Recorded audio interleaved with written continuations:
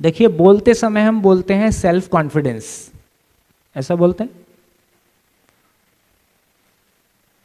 और क्या करने से सेल्फ कॉन्फिडेंस आता है? तो हमारे पास बहुत सारे शब्द हैं, लेकिन उन शब्दों के एड्रेस नहीं है, तो सारी जिंदगी शब्द यूज करते हैं, पर उसकी रियलिटी जिंदगी में साकार बहुत नहीं हो पा रही है या कम हो पा रही। तो मैं दो प्रकार की चीजों को बोलूंगा। एक प्रकार की चीज वो है जिसको हम स्किल बोलेंगे, कौशल।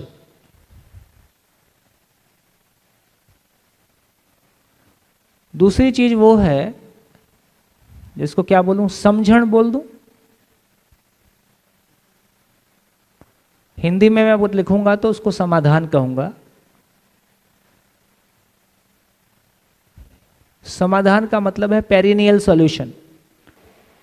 तो हिंदी में समाधान शब्द का मतलब है जिंदगी की किसी भी डायमेंशन, मुझको स्वस्थ कैसे रहना है इसका समाधान मेरे पास है। मेरे विचारों में कन्फ्लिक्ट ना हो, मेरे मन में शांति बनी रहे, ये मेरे पास समाधान है। मेरे परिवार के लोग आपस में प्यार से रहें, इसके लिए मेरे पास समाधान है। मैं इसको हिंदी में बोलूँगा तो ऐसा बोलूँगा, ठीक है। इंग्लिश में हम बोलते हैं सॉल्यूशन, शब्द काफ़ी हल्का है, इसलिए मैंने उसके साथ एक शब्द जोड़ा, पेरिनियल सॉल्यूशन, शाश्वत, हमेशा, जो परमानेंट सॉल्यूशन, ऐसा बोल लो उसको, परमानेंट सॉल्यूशन। देखिए ये बात ठीक है, प्रॉब्लम के लिए सॉल्यूशन की बात नहीं कर रहे हैं। जैसे ये कहा, इसको कैसे समझें, इसको ऐसा समझें कि पूरा एग्जिस्टेंस किसी नियम से है, पूरा एग्जिस्टेंस किसी नियम से है। मैं नियम को समझूं तो ठीक, नहीं समझूं तो ठीक, जानूं तो ठीक, नहीं जानूं तो ठीक, मानूं तो ठीक, नहीं मानूं तो ठीक। इससे नियम पे कोई फर्क पड़ता है? नियम बदल जाता है ना। मेरे को पता है कि नहीं पता है मून धरती के चारों तरफ घूमता ही है, मेरे को पता है कि नहीं पता है धरती गोल है, मैं चपटी बोलता रहूं, इससे धरती को कोई फर्क नहीं पड़ता है ना।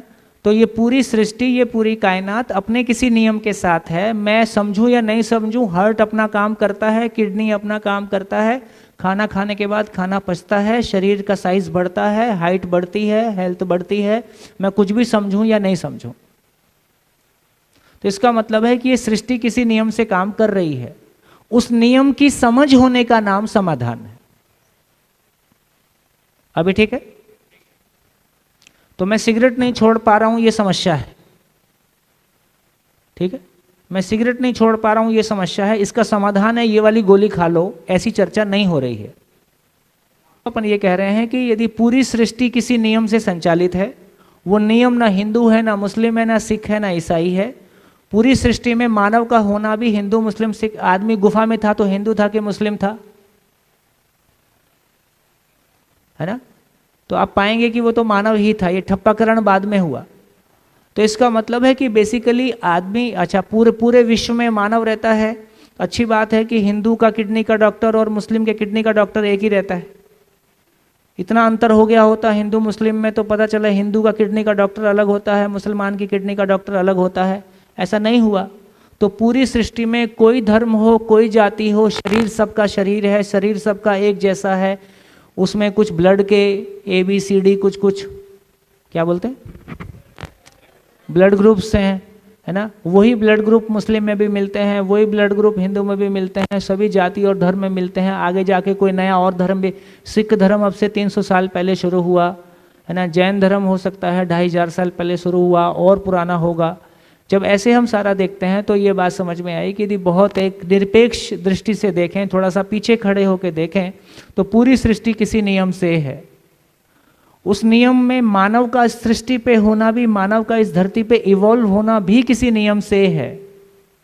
इस शरीर के होने में मानव का कोई योगदान नहीं, है ना। इस जीवन में सोचने समझने की क्षमता का होने में भी मानव का कोई योगदान नहीं, धरती पे मानव के होने में भी मानव का कोई योगदान नहीं। ये जो मानव का होना है ना, फिर उसके सुखी दुखी होने का भी कोई नियम है। अब ये कह रहे हैं, अगले 8 दिन में हम ये चर्चा करने वाले हैं कि जिस तरह से यूनिवर्सल लॉज हैं, तो मानव के सुखी होने का भी कोई यूनिवर्सल लॉ है। वो भी हिंदू मुस्लिम सिख ईसाई के लिए एक जैसा है, उसमें भी कोई फर्क नहीं पड़ता है। धीरे धीरे वो जो प्रकृति के नियम हैं, वो जो नेचर के नियम हैं, चाहे वो मानव के बारे हैं, चाहे वो सृष्टि के बारे हैं, उस नियम को पहचान लेने का नाम समाधान है, समझ है।